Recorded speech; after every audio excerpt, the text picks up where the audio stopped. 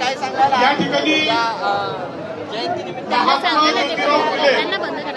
राज्यसभेची सदस्य म्हणून नियुक्त झाल्यानंतर मी पहिल्यांदाच क्रांतीबा महात्मा ज्योतिबा फुले क्रांतीसूर्य यांना अभिवादन करण्यासाठी त्यांच्या जयंतीच्या दिवशी महात्मा फुल्यांच्या वाड्यामध्ये आलेली आहे. बुद्ध कबीर भीमराव फुले या भूमीवर जन्मले, त्यांनी जनजीवन फुलविले ग शेजारीने सखेबाई, ही चळवळीची गाणी ऐकत आम्ही मोठे झालो. राज्यसभेपर्यंतचा माझा प्रवास हा क्रांतीबा ज्योतिबा फुले, क्रांतीज्योती सावित्रीबाई फुले, महामानव भारतरत्न डॉक्टर बाबासाहेब आंबेडकर यांच्या प्रेरणेने संपन्न झाला.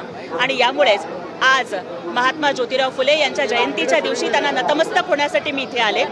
शाक्य संघ ही सेवानिवृत्त पोलीस अधिकाऱ्यांची संघटना, ते आज मानवंदना देत आहेत. त्यांनी मला प्रमुख अतिथी म्हणून बोलवलं होतं. चळवळीच्या कार्यकर्त्यांनी महात्मा फुल्यांची पगडी माझ्या डोक्यावर घालून माझा सन्मान दिलाय. क्रांतीबा, क्रांतीसूर्य महात्मा ज्योतिराव फुल्यांची ही पगडी कायम मला जाणीव करून देत जाईल की माझ्या मस्तकावरती पुरोगामी विचारांचे संस्कार आहेत. कष्टकऱ्यांसाठी, श्रमिकांसाठी, शेतकऱ्यांसाठी आणि महिला भगिनींसाठी लढणं हे माझं आद्य कर्तव्य राहील. ही पगडी मला याची सतत जाणीव करून देत राहील आणि याच विचारांवरती मी आजन्म चालत राहील. शरद पवारांनी एक भाष्य केलंय, वारकरी संप्रदायासारख्या चळवळीतही प्रतिगामी लोकांची घुसखोरी दिसते आहे आणि मांडणी करताना जे 60% लोकांची मांडणी ही धर्मार्थ शक्तींना बळ देणारी आहे. नाही, मला वाटतं ताई की मी आज इथं महात्मा ज्योतिराव फुलांना अभिवादन करण्यासाठी आले. त्यांची जयंती आहे. आज आपण महात्मा फुलांच्या वाड्याच्या पवित्र प्रांगणात उभे आहोत. कुठल्याही राजकीय विषयावरती भाष्य करणं किंवा टीका टिप्पणी करणं हे या प्रसंगी तरी मी योग्य समजत नाही. माझ्या अंतःकरणापासून क्रांतीसूर्य महात्मा ज्योतिराव फुलांना मानाचा मुजरा, क्रांतीज्योती सावित्रीबाई फुलांना मानाचा मुजरा. जर ते लढले नसते तर आम्ही घडलो नसतो. आणि माननीय उपमुख्यमंत्री एकनाथजी शिंदे साहेबांनी या सावित्रीच्या लेकीला राज्यसभेचा खासदार बनवलं आणि त्यांना मानवंदना देण्यासाठीच मी सावित्रीबाईंच्या वेशात शपथ घेतली. आज फक्त या महापुरुषांच्या चरणी नतमस्तक होऊन लढण्याचं बळ मागण्यासाठी आले. महात्मा फुलेंच्या जयंती आहे, सगळेजण अभिवादन करतात. ते महाराष्ट्राला दिशा देणारे महात्मा फुले होते. मात्र याच राज्यात आपण बघतोय गेल्या काही दिवसांपासून भोंदूबाबूच्या आहारी जाणारे राजकारणी. काय वाटतं अशा जे काही अशा वेळेला मला जगद्गुरु संत तुकोबा रायांचं वचन आठवतं की ऐसे कैसे झाले बोंधू कर्म करोनी म्हणती साधू. पण त्याच वेळेला तुकाराम महाराज सांगतात ना की तुका म्हणे ऐशा नरा मोजोनी माराव्या पैजारा. कुठल्याही भोंदू बाबाच्या नादी लागू नये, कर्मकांडाच्या आहारी जाऊ नये.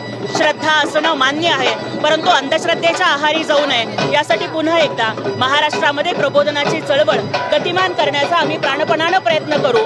आणि अशा महिलांवरती अत्याचार करणाऱ्या खराची वरात अशी निघेल की कुठल्याही माई बहिणीकडे वाकड्या नजरेनं पाहण्याचं कोणाचं धाडस होणार नाही. पण राजकारण्यांना काही सांगण्यात येईल का? कारण त्याच्या पदासाठी अशा भोंदूबाबाच्या आहारी जाणं, पूजापाठ करणं काय वाटतं? हे बघा, भारतीय संविधानानं आपल्याला विज्ञाननिष्ठा शिकवलेली आहे. वैज्ञानिक मार्गाने चालणं हे प्रत्येकाचं कर्तव्य आहे.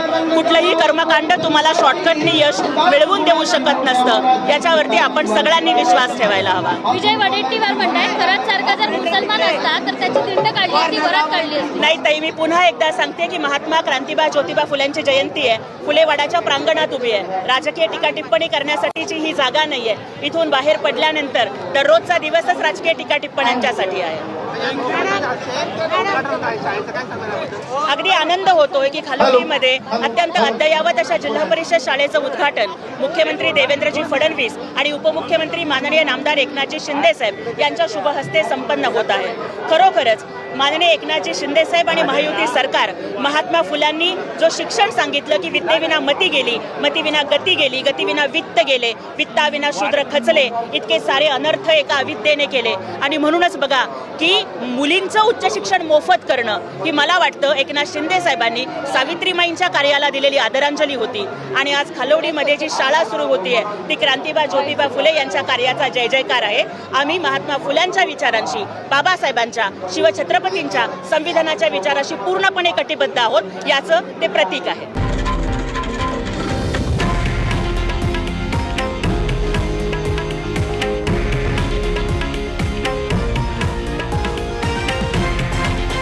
हे आहे देशातील नंबर 1 न्यूज नेटवर्क आणि आपण पाहत आहात TV9 मराठी, एकमेव.